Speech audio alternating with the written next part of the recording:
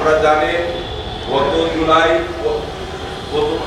পয়লা August থেকে শুরু করে 5ই জুলাই 5ই আগস্ট 2024 পর্যন্ত পয়লা জুলাই 2024 থেকে 5ই আগস্ট 2024 পর্যন্ত সারা বাংলাদেশের আপনার ছাত্র বৈষম্য আন্দোলন নামে একটি সংগঠন, এই সংগঠন কোটা বিরোধী আন্দোলনের বিরুদ্ধে তারা আন্দোলন করেছিল শান্তিপূর্ণভাবে। সেই আন্দোলনে বাংলাদেশ জাতীয়তাবাদী দল বিএনপির পক্ষ থেকে আমাদের শহীদ প্রেসিডেন্ট জিয়াউর রহমানের সুযোগ্য পুত্র ভারপ্রাপ্ত চেয়ারম্যান তারেক রহমান তাদের ওই আপনার আন্দোলনকে সমর্থন করেছিল। গত পয়লা জুলাই 2024 থেকে 5ই আগস্ট পর্যন্ত সারা বাংলাদেশের জাতীয়তাবাদী দল বিএনপি, ছাত্র দল, যুব দল, কৃষক দল, স্বেচ্ছাসেবক দল সহ যত অঙ্গ সংগঠন আছে সবাই এতে অংশগ্রহণ করেছিল।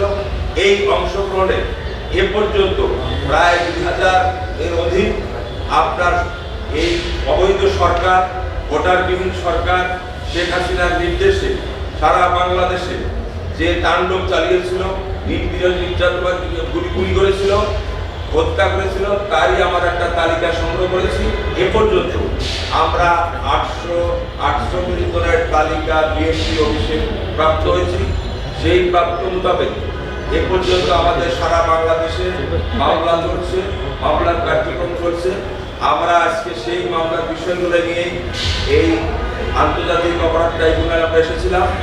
আমরা 848 জনের নামের শহীদদের তালিকা এবং 84টি মামলার এজাহারের কপি সহ মামলা দায়ের করার জন্য বিএনপির মহাসচিব মির্জা ফখরুল ইসলাম আলমগীর মহোদয় ওনার স্বাক্ষরিত একটি চিঠি আমাকে এবং আমার সাথে আমার সমন্বয়ক আমাদের অ্যাডভোকেট জাহিদ সাহেবকে পাঠিয়েছেন।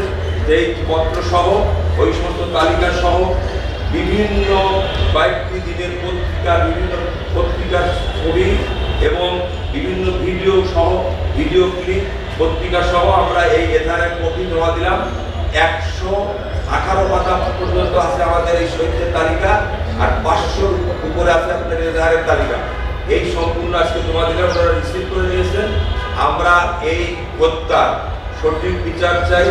এই বিচারের জন্য আমরা চেয়েছি, আপনারা জানেন যে সারা বাংলাদেশে এই বৈষম্য বিরোধী ছাত্র আন্দোলনের সপক্ষে যে বিএনপিকে সমর্থন দিয়েছিল, সেই সমর্থন পরিপ্রেক্ষিতে আমাদের যে সমস্ত লোক শহীদ হয়েছে, ছাত্রদের সহ মূল দল সহ শহীদ হয়েছে, তাদের তালিকা আমরা জমা দিয়েছি। আমরা ন্যায় বিচার চাই।